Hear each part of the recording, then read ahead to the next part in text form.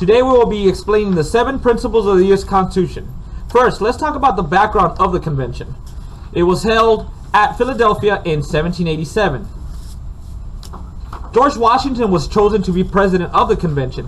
What we need to keep in mind is that these 7 principles are the foundation of how our government works. Remember, there are 7 principles of the U.S. Constitution, and we're about to review them with you today.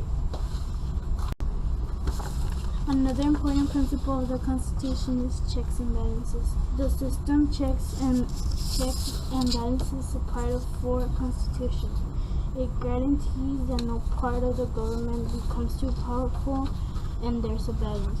There are 3 branches: legislative, executive, judicial. For example, the legislative branch is in charge of making laws. The executive branch can veto the laws, those making it harder for the legislative branch to pass a law. Judicial branch may check both legislative and executive by declaring laws unconstitutional. Another of the 7 principles of the Constitution is popular sovereignty. People are sovereign, which means they have the right to vote and give their opinion.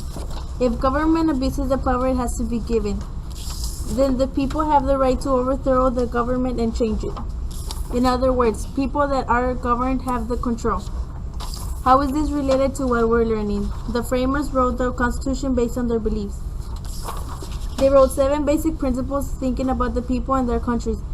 One of them is popular sovereignty, which talks about the relationship between the government and the people. Another important principle of the Constitution is separation of powers. First and foremost, the U.S. Constitution divided our government into 3 branches. That's right, 3. The first branch is legislative. That's where our government turns bills into laws. It has a bicameral system in the Senate. Every state gets 2 votes. Equal representation in the House of Representatives. It's proportional. It depends on the population of its states. For example, Texas has 36 votes and Alaska has 1. The other branch is executive. That branch enforces the laws and oversees everything. That's where the president is in charge. The third one is judicial branch. That is overseen by 9 judges that residents in the Supreme Court.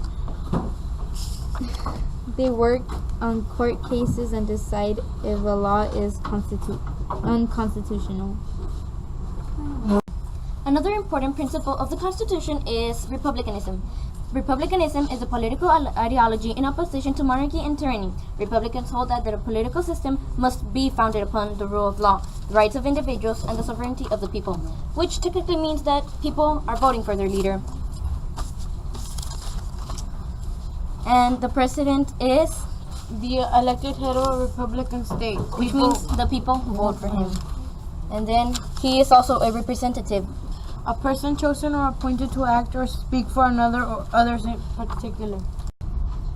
Another important principle of the Constitution is federalism. Federalism is part of the Bill of Rights. It is the 10th Amendment in the Constitution. It is divided into 2 different powers, federal power and state power. Another important principle of the Constitution is limited government. In limited government, the powers of the government are restricted. You must obey the law.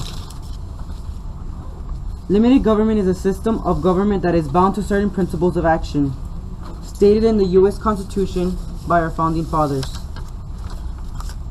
As once stated by Thomas Jefferson, the policy of the American government is to leave their citizens free, neither restraining nor aiding them in their pursuits. Also stated by Ronald Reagan is, man is not free unless government is limited. Another important principle of the Constitution is individual rights, unalienable rights guaranteed to all citizens. Examples, Preamble and the Bill of Rights. The individual rights protected in the Bill of Rights include economic rights related to property and political rights.